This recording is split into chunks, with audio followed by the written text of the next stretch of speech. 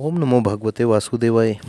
अब हम श्रीमद् भागवत महापुराण के अष्टम स्कंद के द्वितीय अध्याय का पाठ करेंगे, जो कि बहुत ही सुंदर कथा है, बहुत ही सुंदर कहानी है, जिसके अंदर आज हम जानेंगे कि किस प्रकार ग्रह के द्वारा गजेंद्र को पकड़ लिया गया था, अर्थात किस प्रकार से मगरमच्छ के द्वारा हाथी को पकड़ लिया गया था।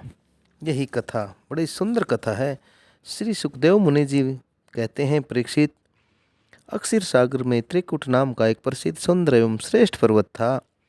वह 10,000 योजन ऊंचा था। एक योजन में लगभग 13 किलोमीटर होते हैं, तो 10,000 योजन की ऊंचाई कितनी हो सकती है, ये आप अनुमान लगा सकते हैं। इस पर्वत की लंबाई चौड़ाई भी चारों ओर इतनी ही थी। उसके चांदी, लोहे और सोने के 3 शिखरों की छटा से, सुंदरता से समुद्र, दिशाएं और आकाश जगमगाते रहते थे। और भी उसके कितने ही ऐसे शिखर थे जो रत्नों और धातुओं की रंग बिरंगी छटा दिखाते हुए सब दिशाओं को प्रकाशित कर रहे थे। वहाँ पर भिन्न भिन्न प्रकार की जातियों के वृक्ष, लताएं और झाड़ियाँ थे। झरनों के जल की झरझर से वह गुंजायमान होता रहता था। ध्वनि होती रहती थी, आवाज़ होती रहती थी। सब ओर से समुद्र की लहरें आकर उस पर्वत के निचले भाग से टकराती और ऐसा जान पड़ता कि मानो वे इस पर्वतराज के पांव को धो रहे हैं, पखार रहे हैं, छू रहे हैं। उस पर्वत के हरे पन्ने के पत्थरों से वहाँ की भूमि ऐसी सांवली हो गई थी जैसे उस पर हरी भरी दूब लग रही हो। उसकी कंदराओं में सिद्ध, चारण, गंधर्व, विद्याधर, नाग, किन्नर और अप्सराएं आदि विहार करने के लिए प्राय वहाँ पर बने ही रहते थे। जब उसके संगीत की ध्वनि चट्टानों से टकराकर गुफाओं में प्रतिध्वनित होने लगती थी, दोबारा से गूंजने लगती, तब बड़े बड़े गर्वीले शेर और दूसरे शेर की ध्वनि समझकर इसे सह न पाते और अपनी गर्जना से उसे दबा लेने के लिए जोर से गरजने लगते थे।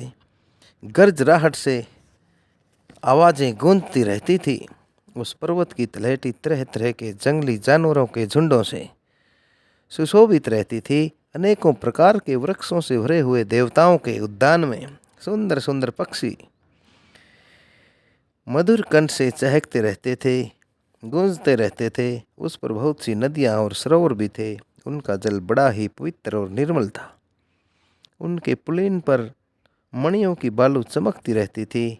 उनमें देवंगनाएं स्नान करती और उनका जल अत्यंत सुगंधित हो जाता था।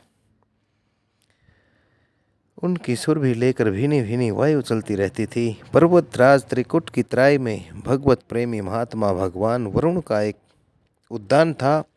उसका नाम था ऋतुमान। उसमें देवंगनाएं क्रीड़ा करती रहती थी, नृत्य करती रहती थी। उसमें सब और ऐसे दिव्य वृक्ष सुशोभित हो रहे थे जो फलों और फूलों से सदा ही लदे रहते थे। उस उद्यान में मंदार, पारिजात, गुलाब, अशोक, चंपा, तरह तरह के आम, प्रियाल, कटहल, आमड़ा, सुपारी, नारियल, खजूर, बिजोरा, महुआ, साखू, ताड़, तमाल, असन, अर्जुन, रीठा, गुलर, पाकर, बरगद, पलाश, चंदन, नीम, कचनार, साल, देवदारू, दाख, खींख, केला, जामुन, बेर, रुद्राक्ष, हरड़े, आंवला, बेल, कैथ, नींबू और बिलावे आदि के वृक्ष लहराते रहते थे। उस उद्यान में, उस बगीचे में एक बड़ा बारी सरोवर भी था। उसमें सुनहले कमल खिल रहे थे और भी तरह तरह की जातियों के कुमुद, उत्पल, कलहार, शतदल आदि कमलों की अनूठी सुंदरता बिखर रही थी, छटक रही थी। मत वाले भंवरे गूंज रहे थे। मनोहर पक्षी कलरव कर रहे थे, चहक रहे थे। हंस, कारंडव, चक्रवाक और सारस दल के दल भरे हुए थे।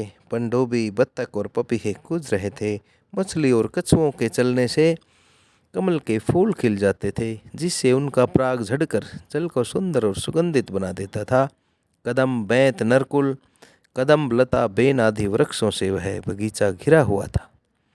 कुंद, कुर्बक, कटसरैया, शोक, सिरस, वन मल्लिका, लिसोड़ा, हरसिंगार, सोन जूही, नाग, पुन्नाग, जाति मल्लिका, सतपत्र, माधवी और मोगरा आदि सुंदर सुंदर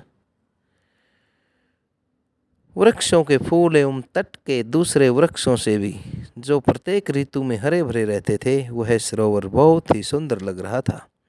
उस पर्वत के घोर जंगल में बहुत सी हथिनियों के साथ एक गजेंद्र, एक हाथी निवास करता था। वह बड़े बड़े शक्तिशाली हाथियों का सरदार था। एक दिन वह उसी पर्वत पर अपनी हथिनियों के साथ कांटे वाले कीचक, बांस, बेंत, बड़ी बड़ी झाड़ियां और पेड़ों को रौंदता हुआ घूम रहा था। उसकी गंध मात्र से शेर, हाथी, बाघ, गैंडे आदि हिंसक जंतु, नाग और काले गोरे सर्प और चमड़ी गाय आदि डरकर भाग जाया करते थे। और उसकी कृपा से भेड़िए, सूर, भैंसें, रिछ, शल्य, लंगूर और कुत्ते, बंदर, हिरण और खरगोश आदि एक क्षुद्र जीव सब वहाँ बिना भय के घूमते रहते थे। उसके पीछे पीछे हाथियों के छोटे छोटे बच्चे दौड़ रहे थे। बड़े बड़े हाथी और हथिनियाँ भी उसे घेरे हुए चल रही थी। उसकी धमक से पहाड़ एक बार कांप उठता था। ऐसा लगता था उसके गंड स्थल से टपकते हुए मद का पान करने के लिए साथ साथ भंवरे उड़ते जा रहे थे। मद के कारण उसकी आंखें विवल हो रहे थे। बड़े जोर की धूप थी, इसलिए वह व्याकुल हो गया तथा उसके साथियों को प्यास भी सताने लगी। उस समय दूर से ही कमल के पराग से सुगंधित वायु की गंध सूंघ कर वह उस सरोवर की ओर चल पड़ा, जिसकी शीतलता और सुगंध लेकर वायु आ रही थी। थोड़ी ही देर में वेग से चलकर वह उस सरोवर के तट पर जा पहुंचा। उस सरोवर का जल बड़ा निर्मल एवं अमृत के समान मधुर था।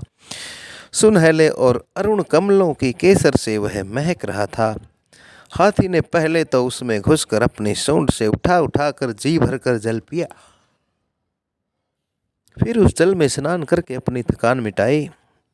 गजेंद्र गृहस्थ पुरुषों की भांति मोहग्रस्त होकर अपनी सूंड से जल की फुहारें छोड़ छोड़कर साथ की हथिनियों और बच्चों को भी नहलाने लगा तथा उनके मुंह में सूंड डालकर जल भी पिलाने लगा। भगवान की माया से मोहित हुआ वह हाथी उन्मत्त हो रहा था, बड़ा आनंदित हो रहा था। उस बेचारे को इस बात का पता न था कि मेरे सिर पर बहुत बड़ी विपत्ति, काल रूपी विपत्ति मंडरा रही है। परीक्षित, हाथी इस समय इतना उन्मत्त हो रहा था कि उसी समय प्रारब्ध की प्रेरणा से, उसके भाग्य की प्रेरणा से एक बलवान ग्राह ने क्रोध में भरकर उसके पैर को पकड़ लिया। एक बहुत बलवान मगरमच्छ ने क्रोध में भरकर उसके पैर को पकड़ लिया। इस प्रकार अचानक विपत्ति में पड़कर उस बलवान हाथी ने अपनी शक्ति के अनुसार अपने को छुड़ाने की बहुत कोशिश की, बहुत चेष्टा की, परंतु वह अपने आप को न छुड़ा सका। दूसरे हाथी, हथिनी और उनके बच्चों ने देखा कि उनके स्वामी को बलवान ग्राह बड़े वेग से खींच रहा है और वे बहुत घबरा रहे हैं। उन्हें बड़े दुख हुआ। वे बड़ी विकलता से चिंघाड़ने लगे। बहुतों ने उसे सहायता पहुंचाकर जल से बाहर निकाल लेना चाहा, परंतु इसमें भी वे असमर्थ ही रहे। गजेंद्र, वो हाथी और मगरमच्छ अपनी अपनी पूरी शक्ति लगाकर भिड़े हुए थे। कभी हाथी ग्राह को बाहर खींच लाता तो कभी ग्राह हाथी को भीतर खींच ले जाता। परीक्षित, इस प्रकार उनको लड़ते लड़ते एक बहुत लंबा समय 1000 वर्ष बीत गए और दोनों ही जीवित रहे। इस घटना को देखकर देवता भी बड़े आश्चर्यचकित हो गए।